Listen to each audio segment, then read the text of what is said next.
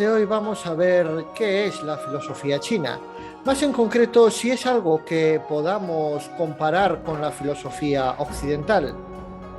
Asimismo, ¿qué utilidad tiene estudiar la filosofía china?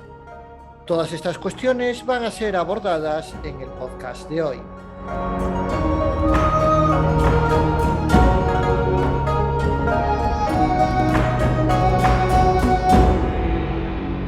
Lo primero que nos tenemos que plantear es por qué debemos conocer la filosofía occidental. Desde mi punto de vista, que es bastante subjetivo, el motivo principal es porque está detrás del sistema político democrático basado en el Estado de Derecho. ¿Cuándo se desarrolla fundamentalmente la filosofía? La filosofía en sí nace en el siglo VI a.C., con el llamado paso del mito al logos, es decir, de una explicación mitológica del mundo a otra racional. Sin embargo, su gran desarrollo está en la Atenas democrática de los siglos V y IV a.C. ¿Qué sucedía en esta época? Sucedía que cualquier ciudadano mayor de edad podía no solamente votar, sino dar su opinión en la asamblea. No podemos imaginar qué pasaba en esta situación. Los que mejor hablaban conseguían persuadir al resto de ciudadanos, aunque muchas veces dijesen cosas que en absoluto eran buenas para la polis y estaban basadas en auténticos disparates. Es en este contexto en el cual Platón critica a los sofistas. Estos eran, según él, aquellos que utilizaban el conocimiento de una forma instrumental, es decir, no para buscar la verdad, sino para enseñar a mentir, para enseñar a hacer de la causa más injusta la más justa. De hecho, para Platón, Sócrates fue un mártir de esta situación tan caótica de la democracia ateniense, en la cual aquellos que buscaban la verdad eran no solamente rechazados, sino condenados a muerte. Esta, sin embargo, la imagen de Sócrates que tenía Platón y, por supuesto, la predominante en la tradición intelectual occidental. Sin embargo, no todos los griegos pensaban lo mismo. Aristófanes, el gran comediógrafo ateniense, creía que Sócrates era otro sofista más que igualmente enseñaba a la gente a hacer la causa más débil, más fuerte. Es decir, enseñaba cómo utilizar el logos o la palabra para argumentar las mayores injusticias. Sea como sea, lo que sí es un hecho es que la polis ateniense llegó a ser muy próspera, pero por desgracia los demagogos la destruyeron. La destruyeron con sus mentiras. Y el hecho es que si bien una democracia, en cuanto que es el poder kratos del demos, es decir, del pueblo, puede llegar a ser muy justa y muy próspera, si hay un demagogo, es decir, una persona capaz de liderar al pueblo con mentiras, puede hacer que el buen sistema democrático se convierta en lo que los griegos llamaban oclocracia, es decir, gobierno del oclos. Los ciudadanos, cuando votan, si no son plenamente conscientes de lo que están escuchando, se convierten no en ciudadanía, sino en masa. Y esto sucede cuando se permite que el kratos, es decir, la coacción estatal, crezca mucho y sobre todo cuando la salud intelectual del conjunto de la ciudadanía es baja. De la misma forma que la salud física es importante, que no haya pandemias, que la gente esté sana, etcétera, etcétera, no es menor, incluso diría yo más importante, la salud a nivel intelectual para que un sistema político democrático no derive en una oclocracia, es decir, en un gobierno de la masa. La búsqueda de la verdad, por lo tanto, está muy enraizada en el éxito evolutivo de la civilización occidental. Básicamente, Occidente no sería nada sin esta actitud consistente en la búsqueda de la verdad, y por dos motivos. El primero es la ciencia. Imaginaos que tomásemos como verdad palabras, es decir, discursos, un logos, básicamente, que aceptase cualquier superstición. Los griegos y los romanos fueron pueblos muy desarrollados, pero tenían bastantes supersticiones, y ya no digamos los pueblos bárbaros. Gracias a la búsqueda de la verdad y de lo verdaderamente justo, no tenemos sacrificios humanos, no tenemos esclavitud, pero sobre todo tenemos una idea de que la ley es producto de un ente superior y no es algo que el ser humano pueda hacer y deshacer a su antojo. Bien, tenemos algo parecido a la filosofía en China. Esta cuestión es verdaderamente difícil, especialmente porque la idea que tenemos de China está muy influida por el sistema imperial y más en concreto por una dinastía que es la dinastía Yuan, es decir, la dinastía de los mongoles. Una que, como me imagino que ya sabréis todos, no tenía un origen propiamente chino, sino que la iniciaron un pueblo procedente de las estepas del norte, es decir, los mongoles de Genghis Khan. El territorio tan inmenso de China es en gran medida producto de los mongoles y de otra dinastía también de origen no chino, que son los manchúes. Me refiero a la última dinastía, la dinastía Qing. Sin embargo, la historia de China es mucho más compleja. De hecho, durante la mayor parte de los años de historia de lo que hoy entendemos como China, ni siquiera hubo un único estado que acaparase todo el poder político.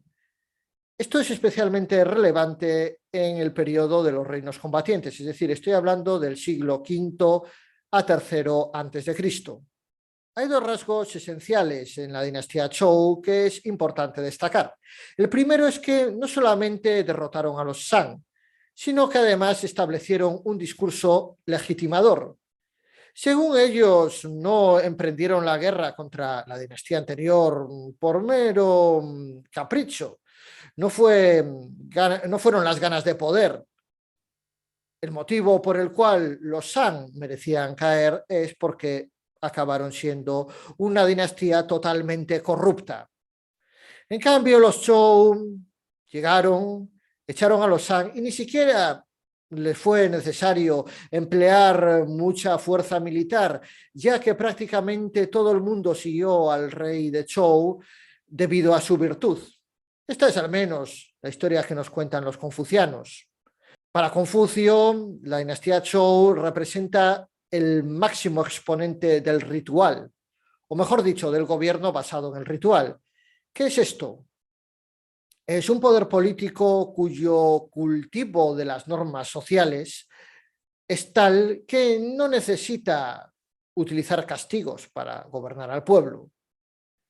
Su comportamiento es tan ejemplar que todo el mundo lo imita, todo el mundo quiere ser como el rey de Zhou, ya que su forma de conducta es inspiradora. Obviamente esto es un ideal que posiblemente esté muy lejos de cómo gobernaron realmente los Zhou, pero bueno, esto es un asunto aparte. Otro de los aspectos esenciales de la dinastía Zhou es su grado de descentralización.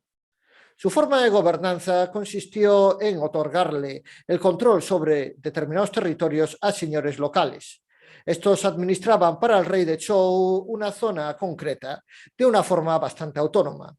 El resultado de esto fue que a la larga estos señores locales acabaron siendo muchísimo más poderosos que el rey de Zhou. Esto es lo que pasó durante el periodo de los reinos combatientes. Ya no solamente es que los señores locales tuviesen independencia plena, es que eran en muchos casos muchísimo más poderosos que el propio rey de Zhou. Si bien es cierto que en el periodo de los reinos combatientes no tenemos, al menos de una forma claramente atestiguada, un sistema democrático como el ateniense, sí que tenemos una cosa muy democrática, y es que aquellos que tenían intelecto y valía podían llegar a ocupar cargos importantes o incluso, en algunos casos, podían llegar a tener más poder que un rey. Pero no solo eso. Tal y como nos dice el arte de la guerra, la diplomacia es esencial en el conflicto bélico. Aunque seas un estado fuerte, si tu enemigo destruye tus alianzas y crea otras uniones militares fuertes, seguro que te derrota. Por lo tanto, tener buenos diplomáticos durante esta época era esencial. Tan importante era que incluso se podía llegar a ganar una guerra sin movilizar al ejército. Esto, según las fuentes antiguas, sucedió más de una vez. Por ejemplo, Chang Yi logró ganar terrenos del reino de Chu para el rey de Qin. Otro famoso orador del periodo de los reinos combatientes, Zhu Qing, logró contener al reino de Qin, muy poderoso, porque unió en favor del rey de Chao al resto de estados importantes. Si bien al cabo de varios siglos Qin los acabaría conquistando, esto no sucedió mientras Zhu Qing vivía. Por lo tanto, ya sea para ascender dentro de la burocracia imperial o ya sea para, en favor de un estado concreto, hacer buenas campañas diplomáticas, la retórica era esencial. Hablar bien marcaba la diferencia entre el fracaso y el éxito político. Y ahora imaginémonos qué sucedería en tales circunstancias. Por ejemplo, pensemos por un momento lo que nos encontramos dentro de una burocracia o una gran empresa. Por desgracia, no siempre aquellos con las mejores propuestas son escuchados por las capas altas de la organización jerárquica. Todo lo contrario. Muchas veces los que llegan más alto dentro de partidos políticos, empresas, burocracias, etcétera, etcétera, son aquellos que hacen mejor la pelota, que embaucan, etcétera, etcétera. Bueno, pues el ser humano poco ha cambiado y efectivamente durante el periodo de los reinos combatientes pasaba exactamente lo mismo.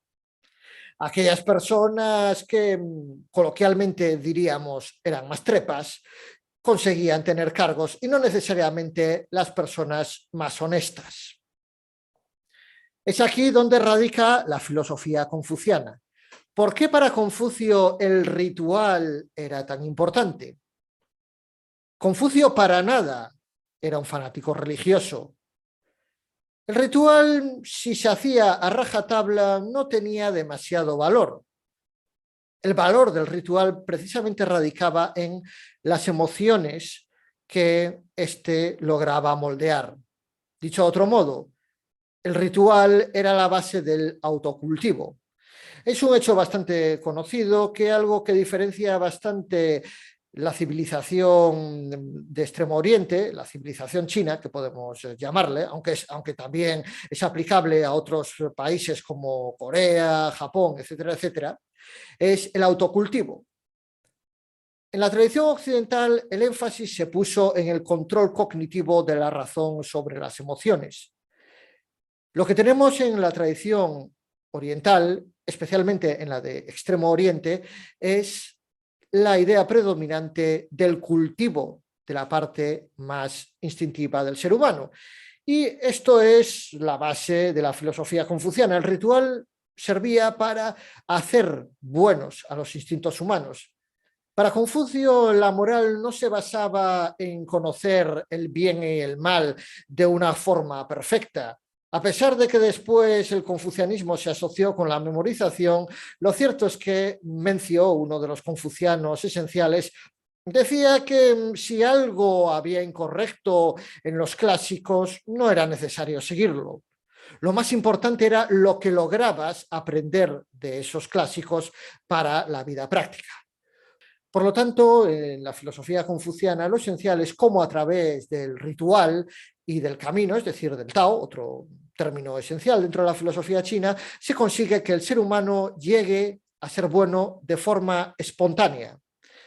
Y esta idea de buscar lo bueno a través del cultivo de la parte más instintiva del ser humano para que de forma espontánea actúe correctamente, no es algo que esté solo en el confucianismo, ni mucho menos. Es básicamente la línea que siguen otras escuelas de pensamiento no menos importantes.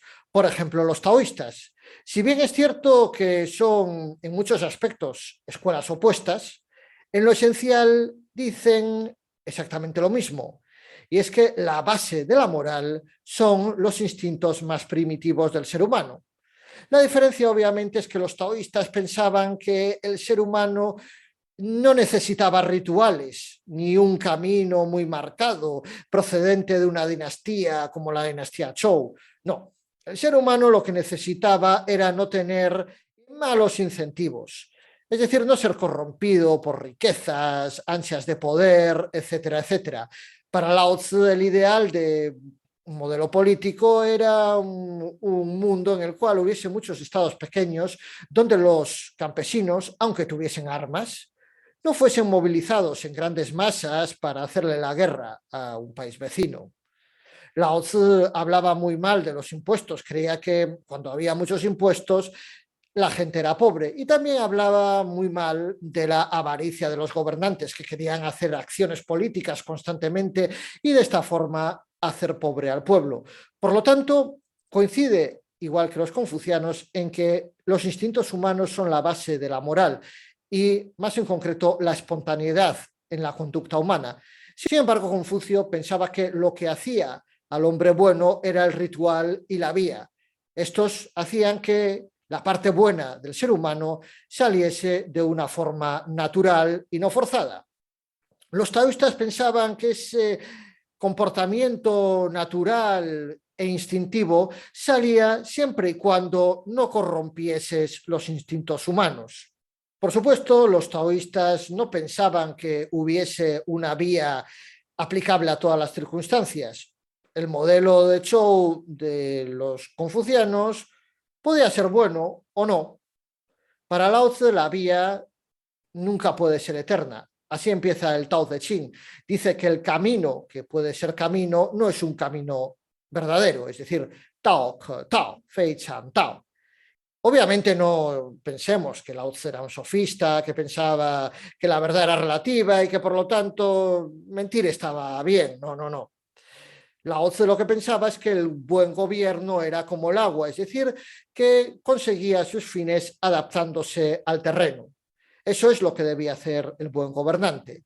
No ingerir en el orden natural de las 10.000 cosas, sino adaptarse a esto y posicionarse debajo para que los que están arriba lo obedeciesen. Una forma de entender la política muy interesante, sin duda. ¿Por qué digo que no es sofista? Porque claramente para Lao Tzu y sobre todo para otro taoísta muy conocido, Chuang-Tzu, el conocimiento podía ser utilizado para la perversión de estos instintos naturales que debían ser espontáneos y no corrompidos. Chuang-Tzu lo dice de una forma muy clara. Para él, lo que vulgarmente se entiende como conocimiento consiste en una forma muy hábil de robar. Chuang-Tzu pensaba algo muy parecido a lo que piensan muchos libertarios, que opinan que el Estado es producto de la conquista, es una banda de bandidos que se apodera de un territorio y adoctrina a la población en una fórmula política. Recomiendo a Rothbard o al profesor Miguel Anso Bastos, de la Universidad de Santiago de Compostela. Bien, el caso es que Chuang-Tzu pensaba que si alguien robaba una villa, lo ejecutaban, mientras que si lo que robabas era un reino, te declaraban señor feudal. Por lo tanto, se pregunta si en estas circunstancias no se está robando el conocimiento. Por lo tanto, según Chuang-Tzu, para acabar con el latrocinio, lo que había que hacer era acabar con el conocimiento. Obviamente no se refiere a su filosofía, se refiere al conocimiento entendido vulgarmente, es decir, como unos caminos destinados no a hacer del ser humano un individuo que viva en armonía sin pelear con otros, sino para pervertirlo, para hacer que sus instintos sean malos, para hacer que el ser humano opte por un cargo político, para hacer que el ser humano sea avaricioso. Chuang-Tzu no rechaza exactamente el conocimiento, lo que critica es utilizar el conocimiento para triunfar en política. De hecho, cuentan que una vez estaba pescando y aparecieron dos personas que querían ofrecerle un cargo en la corte. Chuang-Tzu rechazó este cargo administrativo y dijo que él prefería ser una tortuga arrastrándose en el barro a tener que trabajar para un rey, ser muy valorado, pero ser básicamente una cosa muerta, como una tortuga que había en cierto palacio que todos admiraban, pero que estaba muerta. Él quería ser una tortuga que arrastrase su cola por el barro, es decir, que siguiese sus instintos naturales y no fuese pervertida por el poder político. Lo llamativo de las ideas de los taoístas es que el primer admirador de estas fue una persona que en absoluto era un libertario, un anarquista o cosas parecidas, sino todo lo contrario, un auténtico estatista. Me refiero a Han Feizi, que es el máximo representante de otras de las escuelas filosóficas más importantes de la tradición intelectual china. Me refiero al legismo. El legismo muchas veces se tiende a confundir con el confucianismo. Se suele decir que la civilización china es el confucianismo en la luz y el legismo en la sombra. El legismo aboga por algo que, si somos poco cuidadosos, podemos confundir con el Estado de Derecho, pero que realmente es lo opuesto a lo que entendemos en Europa por Estado de Derecho. El Estado de Derecho es que el poder está por encima del gobernante. La ley no la hace un gobernante cualquiera, sino que procede de una entidad superior. Los legistas no pensaban esto. Ellos consideraban que la ley debía ser hecha y deshecha según las circunstancias. El caso es que a Han Feizi le sonaba bien eso de que el camino se tuviese que adaptar a situaciones concretas y dijo, bueno, pues está bien esto de que el mandatario pueda hacer una ley o quitar otra según las circunstancias.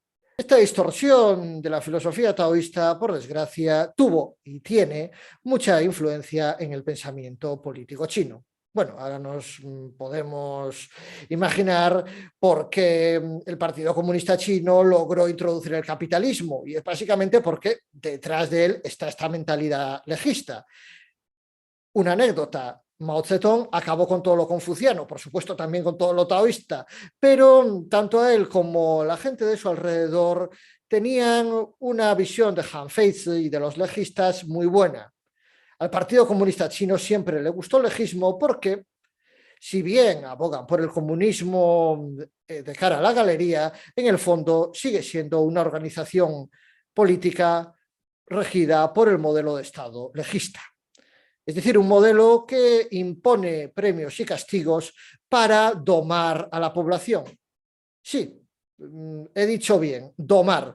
¿Por qué hablo de domar? Porque ese es el propósito de la ley de los legistas. Ellos tampoco quieren estar aplicando premios y castigos constantemente. Ellos lo que quieren es que mediante este tipo de incentivos el pueblo se vuelva tan obediente que casi no sea necesario ni siquiera enunciar las órdenes. Es decir, que instintivamente, de forma espontánea, la gente se vuelva muy obediente. En fin, hasta aquí mi vídeo de hoy. Si tenéis algún comentario, por favor, dejármelo aquí abajo. Para mí serían de gran ayuda. En primer lugar, porque podría saber qué aspectos os interesan más y cuáles menos. También podría conocer vuestras críticas. Si hay algo en lo que no estéis de acuerdo, me lo podéis decir. Por supuesto, también si he metido la pata en alguna de las cosas que haya dicho. Y por último, el hecho de que pongáis comentarios ayudará a que este vídeo llegue a otras personas, ya que YouTube favorece aquellos vídeos con mayor número de interacciones. Asimismo, si os ha gustado este vídeo, os pediría que dejaseis un me gusta.